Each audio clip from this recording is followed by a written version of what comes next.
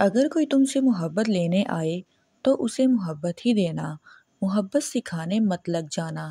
مکمل لا تعلق ہو جانا اتنی اذیت نہیں دیتا جتنا تعلق کا رہنا، اور تعلق میں خاموش ہو جانا اذیت دیتا ہے۔ ہمیں رب سے اتنی محبت تو ہونی چاہیے کہ نماز نہ پڑھیں تو اس کا دیا ہوا کھانا کھانے سے شرم آئے۔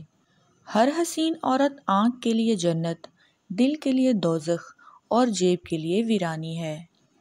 عورت کا چھوٹا باریک چپکا ہوا لباس اس کی بد کرداری، فحاشی، بے غیرتی، بے عزتی، بدتمیزی اور اس کے زانیہ پن ہونے کا ثبوت دیتا ہے۔ جو پسند ہو اس پر عورت اندھا اعتبار کرتی ہے، لیکن زیادہ تر مرد اس کا ناجائز فائدہ اٹھاتے ہیں۔ حیا کی سیڑھی سے اگر عورت کا پیر پھسل جائے تو پورا گھر منہ کے بل گرتا ہے۔ عورت کو اگر دنیا کی حکومت مل جائے تو وہ جیسے خود کو سجائے رکھتی ہے اسی طرح دنیا کو خوبصورت بنا دیتی، کیونکہ جنگیں ہمیشہ مردوں نے ہی کی ہیں۔ مرد کو اپنی یاد میں رلانا چاہتی ہو تو اس کے ساتھ 3 کام کرو: اسے نظر آنا چھوڑ دو، اسے بھول جاؤ اور اپنے مستقبل پر دھیان دو۔